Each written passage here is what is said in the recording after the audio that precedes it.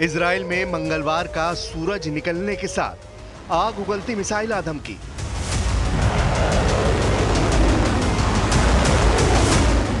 Houthi लड़ाकों ने फिर इजराइल को दहलाया। यह एक ऐसे युद्ध का विस्तार है जिसकी जद में ईरान भी आ गया है, लेकिन फिलहाल इजराइल उस कमांडर के सफाए में जुट गया है जिसने ईरान की खातिर नेतन्याहू आर्मी को परेशान कर रखा है। Abdul Malik Badruddin al Houthi Israel का दुश्मन नंबर 1, जिसका सिर काट लेने की धमकी इजराइल ने दी है। हूती फाइटर्स के टॉप कमांडर का खात्मा इजराइल ठीक उसी अंदाज में करने की वार्निंग दे रहा है जैसे हमास के चीफ हानिया और सिनवार का किया गया।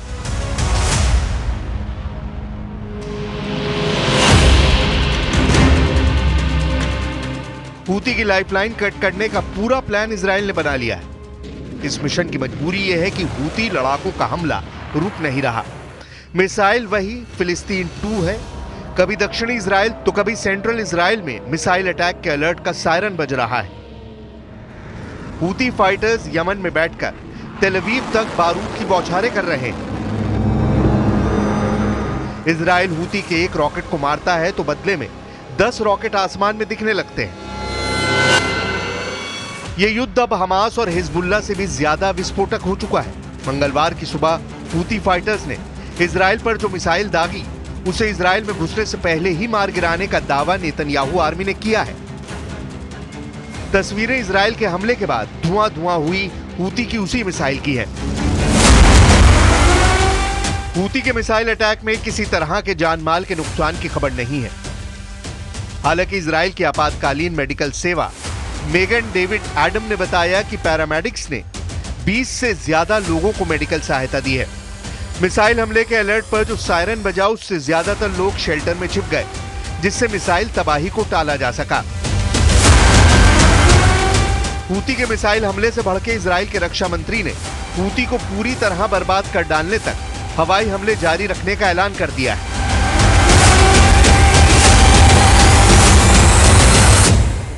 ונערוף את ראש מנהיגיו בדיוק כמו שעשינו להניע סינואר ונסראללה בטהרן, עזה ובלבנון, נעשה בחודדה ובצנע।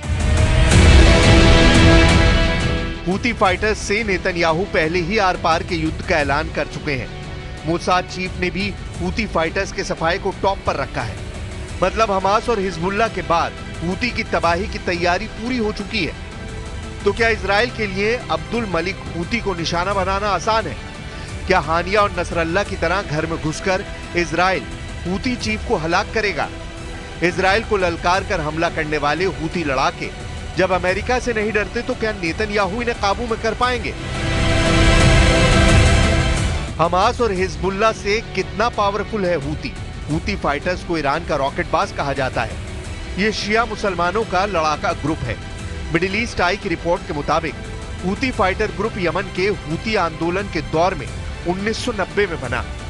यमन के राष्ट्रपति अली अब्दुल्ला सालेह के खिलाफ हुसैन अल हूती ने विद्रोह किया। साल 2004 में एक हमले में हुसैन की मौत हो गई, जिसके बाद उनके भाई Abdul Malik al Houthi supreme leader बने। 2015 में हूती फाइटर्स ने यमन की हादी सरकार को उखाड़ फेंका और राजधानी सना पर कब्जा कर लिया। यमन के गृह युद्ध में सऊदी अरब ने संयुक्त सेना के साथ हूती विद्रोहियों से युद्ध लड़ा, जिसमें अमेरिका भी उतरा। लेकिन लंबी चली लड़ाई के बाद भी हूती विद्रोहियों ने हथियार नहीं डाले। अब्दुल मलिक हूती ने ईरान के दम से लाल सागर में दुनिया की महाशक्तियों से मोर्चा लिया।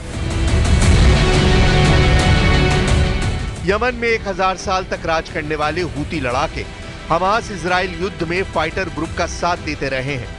हाल के दिनों में जब इजराइल सीरिया फ्रंट पर युद्ध में उलझा, तब हूती विद्रोहियों ने मिसाइल हमले शुरू कर दिए, जिसके बाद अब अब्दुल मलिक हूती नेतन्याहू की हिटलिस्ट में टॉप पर आ गया है। लेकिन अब्दुल मलिक हूती को मार गिराना इजराइल के मिशन इम्पॉसिबल से कम नहीं है।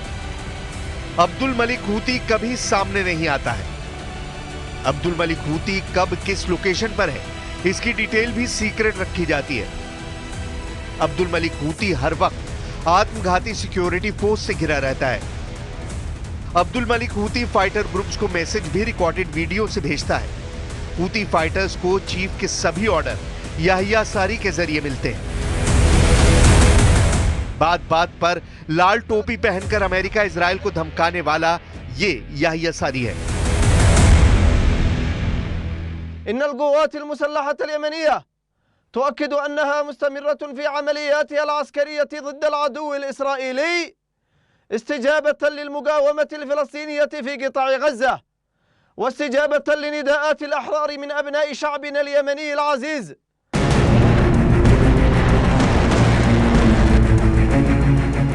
हूती फाइटर्स ने लाल सागर में जब से अमेरिका के जंगी जेट को मार गिराने का दावा किया है, वो खुद को अजय समझने लगे हैं। हालांकि इजराइल अपने दुश्मनों का क्या हाल करता है, ये हूती लड़ाके अच्छी तरह जानते हैं।